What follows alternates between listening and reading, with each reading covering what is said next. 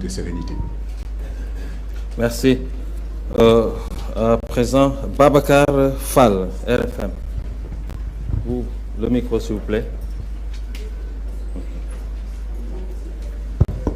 Babacar, ça me fait plaisir de te voir. C'est la première fois que tu viens depuis longtemps. En fait, tu viens seulement que les grands rendez-vous, toi. N'est-ce pas? À part qu'il n'y a pas de Fall sur ta liste. Alors, la première question, c'est finalement pour Saliou Ciss, le meilleur latéral gauche de la dernière CAN, qui n'est pas dans votre liste. Deuxième question, votre contrat, les termes vous satisfont? Est-ce que, entre-temps, vous avez eu d'autres propositions de club ou de sélection? Merci. Merci, Babacar. Oui, Saliou Ciss. Depuis 7 ans que je suis là, j'ai des décisions douloureuses, des décisions difficiles que je dois prendre. Le cas de Saliou en fait partie. Mais vous savez, aujourd'hui, l'équipe nationale du Sénégal aussi a atteint un certain niveau qui fait que nous devons être très attentifs sur les critères de nos sélections. Aujourd'hui, il est difficile de sélectionner un joueur qui n'a pas de club. Je sais que sa situation est difficile, mais depuis le départ, en fait, on est avec lui. Je n'ai aucun doute qu'il reviendra dans cette sélection-là quand sa situation se réglera.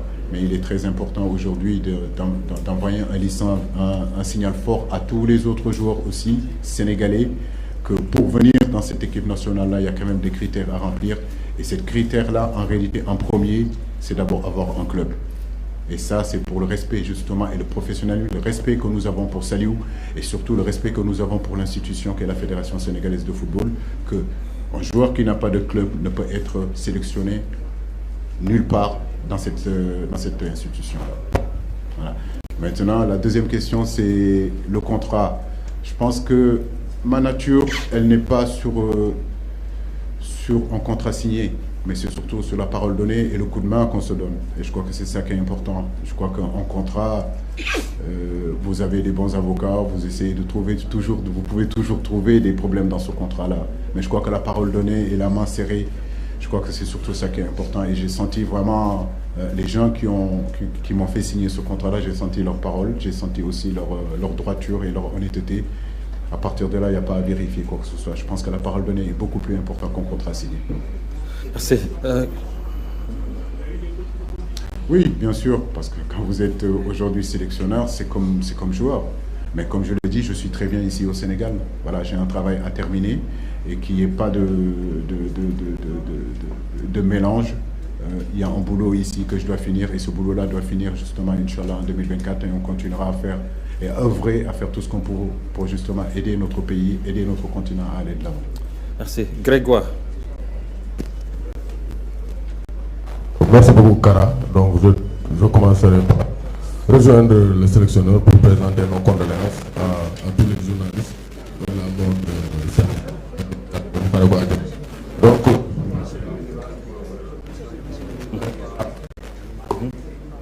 allez-y. Voilà, je ne vais pas me présenter sur la liste.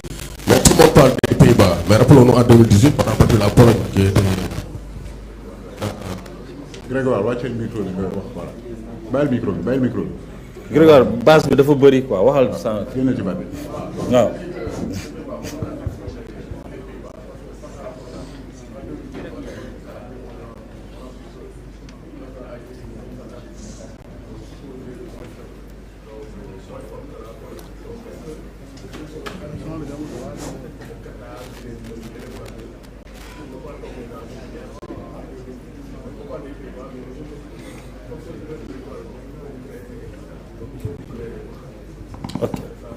Oui, ça c'est sûr. Grégoire, vous savez, aujourd'hui on est à la Coupe du Monde et la Coupe du Monde en réalité c'est les meilleurs joueurs au monde, les meilleurs techniciens au monde, les meilleures équipes au monde. On ne peut en aucun cas sous-estimer aucune équipe. Toutes les équipes qui sont venues ici, toutes les équipes qui sont là, c'est parce que tout simplement ils ont bataillé dur pour être là, éliminer d'autres grosses écuries pour être là. Et puis nous, on n'a pas non plus ce manque d'humilité, cette prétention de ne pas choisir, de ne pas respecter nos adversaires. Et ça, tu le sais, tu nous suis depuis des années. La meilleure façon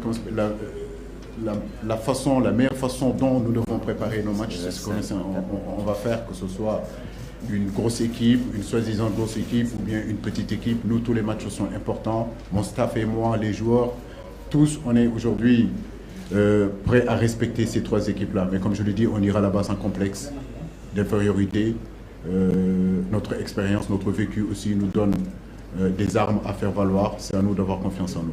Mais crois-moi, que ce soit la Hollande, que ce soit le Qatar, que ce soit l'Équateur, c'est très compliqué à les manœuvrer, mais nous sommes le Sénégal et nous sommes capables aussi de passer.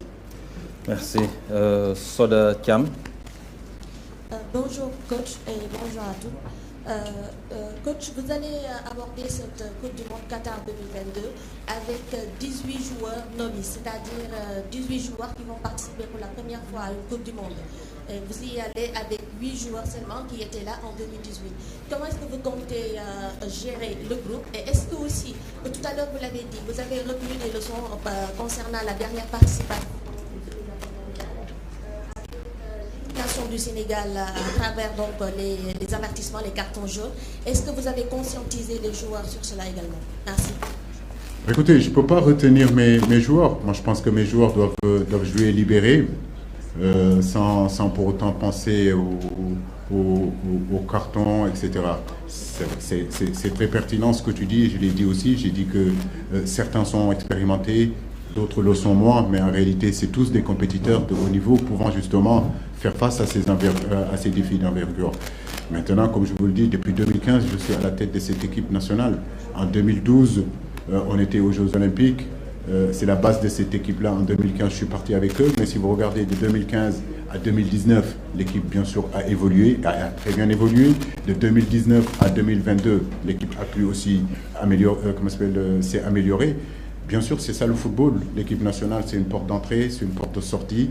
C'est des joueurs qui doivent arriver, c'est des joueurs qui doivent aussi assurer leur place au sein de cette tanière. La blessure de Bouna Sarr, je n'y peux rien.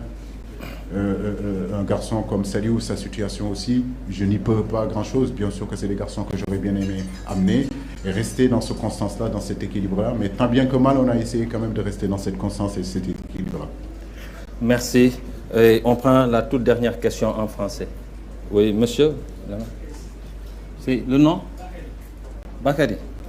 Bakary Cissé. Oui. Bakary Cissé, oui.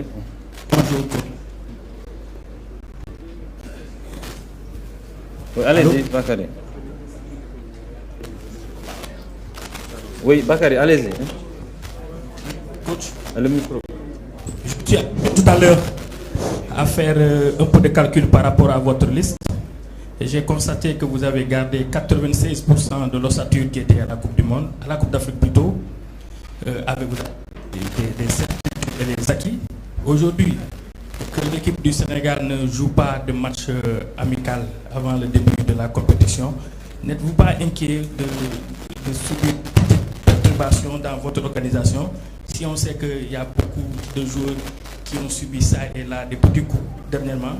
Je veux parler de Abdou Diallo, Kalidou Koulibaly, et surtout Sadio Mané. Merci. Ma deuxième question, s'il vous plaît, elle est relative à